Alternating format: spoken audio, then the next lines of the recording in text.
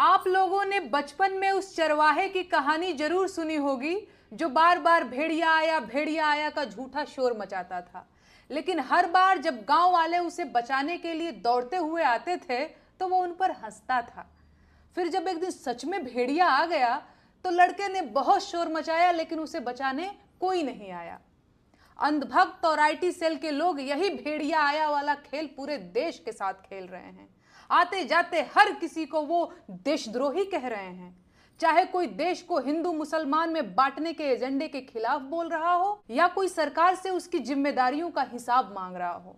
ये लोग उन सभी को बिना समय गंवाए देशद्रोही बोल दे रहे हैं, क्योंकि वो ये जानते हैं कि किसी आदमी को देशद्रोही बोल देने से उसकी विश्वसनीयता खत्म हो जाती है और उसको अपमानित करना आसान हो जाता है। यह वही तरीका है जो जर्मनी में हिटलर ने आजमाया था। आज मैं सारे देश से कहना चाहती हूं कि जिस तरह से इस शब्द देशद्रोही को रोजमर्रा के बोलचाल की चीज बना दिया गया है वो देश के लिए ठीक नहीं है। देशद्रोही शब्द बहुत बड़ा शब्द है, इसके मायने बहुत गंभीर हैं। ऐसे में इसका प्रयोग बेहद संवेदनशील तरीके से किया जाना चाहिए। जिस तरह से इस देशद्रोही शब्द को बात बात पर गेंद की तरह उछाला जा रहा है, जल्दी ही हमारा सिस्टम और देश के लोग इस शब्द को लेकर अभ्यस्त हो जाएंगे और खतरा उसी दिन शुरू हो जाएगा। बिल्कुल वही खतरा जो गांव वालों को भेड़िया आया के शोर को झूठ मानने के बाद उठाना पड़ा था।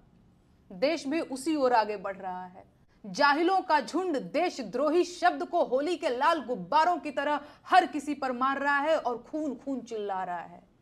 देशद्रोह के नाम पर जिस तरह से इतने ज्यादा फर्जी मुकदमे दर्ज किए जा रहे हैं, क्या हमारी कानून व्यवस्था इस बेहद गंभीर शब्द को लेकर यूज्ड टू नहीं हो जाएगी? क्या इसका फायदा उन असली अपराधियों को नहीं मिलेगा जो सच में देशद्रोही होंगे? ये सब बातें पूरा देश समझ रहा है, लेकिन ये अंधभक्त और उनके आका नहीं मानेंगे। ये लोग भेड़िया आया का शोर मचाते ही रहेंगे। ऐसे में अब ये पूरे गांव की जिम्मेदारी है कि इन मूर्खों और बदमाशों को सबक सिखाए, वरना वो दिन दूर नहीं जब सच में भेड़िया आ जाएगा और पूरा देश शोर सुनकर भी चुप बैठा रहेगा।